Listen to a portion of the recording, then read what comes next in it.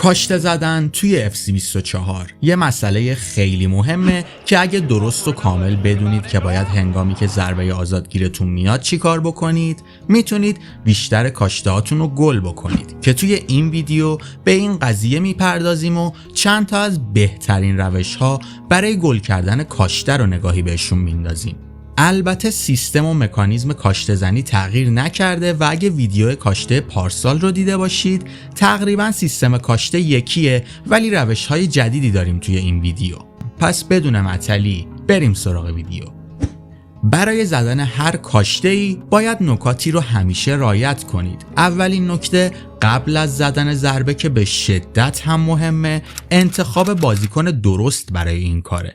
گاهی وقتا ممکنه همه کارهای گل شدن توپو توی ضربه‌های آزاد درست انجام بدید، ولی بازم ممکنه توپ گل نشه که خب با انتخاب کردن بازیکن مناسب میتونید این قضیه رو حل بکنید. حالا سوالی که پیش میاد اینه که چه بازیکنی برای کاشته زدن مناسبه؟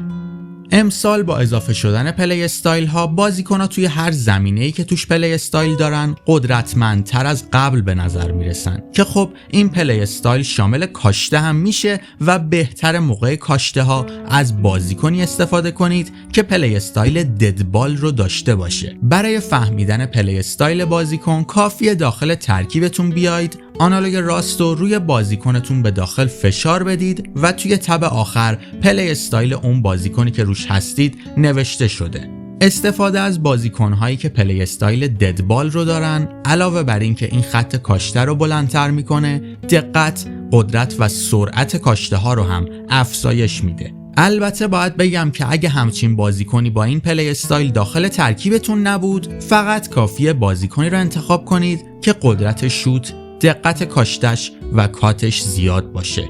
اما میرسیم به نکته دوم، اونم اینه که ساده ترین راه گل کردن برای کاشته ها چیه؟ که خب قبل از اینکه راهش رو بهتون بگم اول بریم سراغ بیسیک های کاشته برای کسایی که اولین سال با این سیستم آشنا میشن. توی کاشته ها با آنالوگ سمت چپتون میتونید دوربین رو به چپ یا راست ببرید که تعیین میکنه کاشته به چه نقطه‌ای زده بشه و با آنالوگ راستتون میتونید این نقطه رو روی توپ جاشو عوض کنید که مدل کاشته‌ای که میزنید و ارتفاعش رو تعیین میکنه. اگه یادتون باشه پارسال کاشته های بیرون پا به طور وحشتناکی قدرتمند بودن، ولی امسال دیگه اونجوری راحت نیست گل کردنشون و راحت ترین و قوی ترین راه اینه که اصلاً به آنالوگ سمت راستمون دست نزنیم و این نقطه رو جاشو عوض نکنیم تا روی همون کاشته بغل پا بمونه. بعد فقط کافیه که این خط کاشته رو که چند متر اولیه حرکت رو نشون میده رو با آنالوگ چپمون دوربین رو بچرخونیم و این خط رو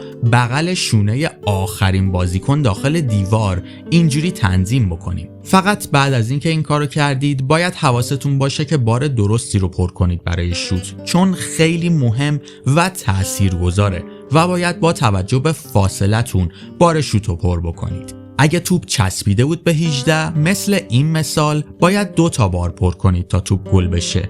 البته با 2.5 بارم میشه توپو گل کرد که خب توپ بیشتر میره کنج دروازه. تایم فینیشینگ هم بهتون پیشنهاد میکنم روشن کنید و ازش استفاده بکنید، خیلی میتونه بهتون کمک کنه داخل کاشته ها. و وقتی که روشنش کردید فقط کافیه وقتی شوت زدید و بار شوت رو پر کردید، زمانی که بازیکنتون خواست پاش دوباره به توپ بخوره، دوباره شما باید دکمه شوت رو بزنید تا بالای سرش اینجوری سبز بشه و قدرت و دقت کاشته بیشتر میشه اینجوری.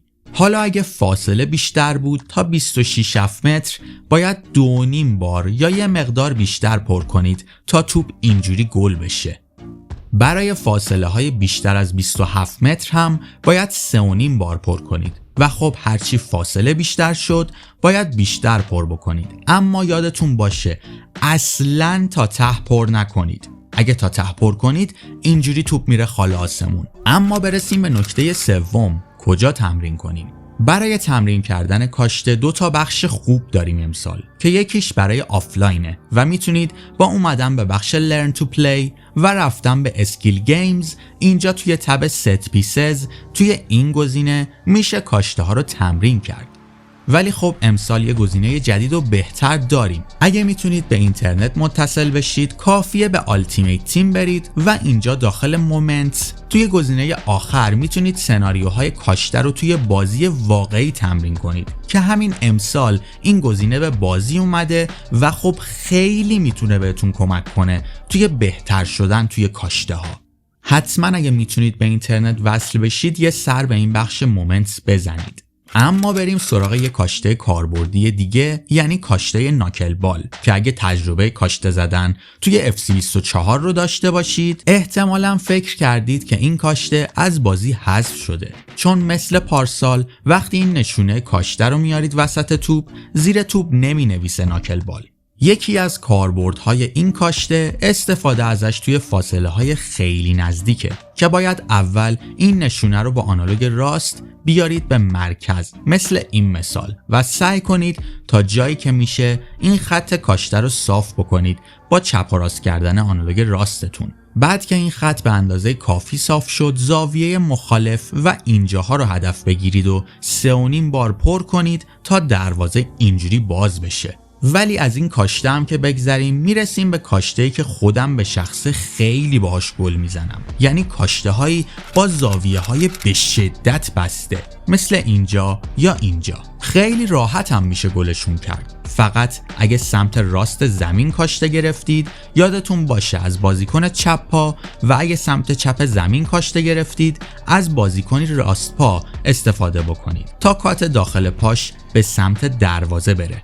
بعد فقط کافیه این نشونه کاشته رو توی همون کاشته بغل پا که هست بچسبونیدش به کناره تا کات شوت بیشتر بشه. بعد ببریدش بالا تا نوشته زیر توپ از اینساید فوت کرلد به اینساید فوت لو تغییر کنه. بعدش آروم بیاریدش پایین و به محض اینکه نوشته به اینساید فوت کرل تغییر کرد همونجا نگهش دارید. این کارو کردیم تا مرز بین کاشته زمینی و هوایی رو پیدا کنیم و اینجوری اگه زیاد پر کنیم توپ بیرون نمیره و توی چارچوب میره.